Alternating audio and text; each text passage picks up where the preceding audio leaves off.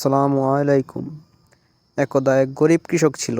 তার একটি ছোট্ট জমি ছিল যেখানে সে কঠোর পরিশ্রম করে ফসল ফলাতো। আল্লাহর উপর ভরসা করে সে তার জীবনযাপন করত। তবে তার জীবনে অনেক বিপদ এবং চ্যালেঞ্জ আসতো, কিন্তু সে সবসময় সবুর করত এবং আল্লাহর উপর বিশ্বাস রাখত। একদিন এক ভয়াবহ ঝড় এলো। ঝড়ে তার সব ফসল নষ্ট হয়ে গেল। কৃষক দুঃখিত হলেও আল্লাহর কাছে কৃতজ্ঞতা প্রকাশ করলো এবং বলল, হে আল্লাহ, আপনি যা করেন তা অবশ্যই আমাদের মঙ্গলের জন্য করেন। আমি আপনার সিদ্ধান্তে সন্তুষ্ট। পরের দিন রাজ্যের বাদশাহ কৃষকের গ্রামে এলো। তিনি ঘোষণা করলেন যে তিনি ঝড়ে ক্ষতিগ্রস্ত মানুষকে সাহায্য করতে চান। কৃষকের ধৈর্য ও আল্লাহর প্রতি তার কৃতজ্ঞতা দেখে বাদশাহ খুবই মুগ্ধ হলেন এবং তাকে সাহায্য হিসাবে একটি বিশাল জমি এবং গবাদি পশু উপহার দিলেন।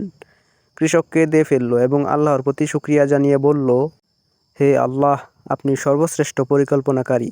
আমার ক্ষতির মধ্যেও আপনি আমার জন্য অশেষ রহমত লুকিয়ে রেখেছিলেন। গল্প থেকে কিছু শিক্ষণীয় বিষয় রয়েছে। আমাদের জীবনে চ্যালেঞ্জ আসতে পারে, কিন্তু আল্লাহর উপর বিশ্বাস রেখে ধৈর্য ধারণ করলে তিনি আমাদের জন্য সবচেয়ে ভালোটি পরিকল্পনা করেন। বিপদের মধ্যেও আল্লাহর কাছে কৃতজ্ঞ থাকা আমাদের জন্য বরকতের দরজা খুলে দিতে পারে।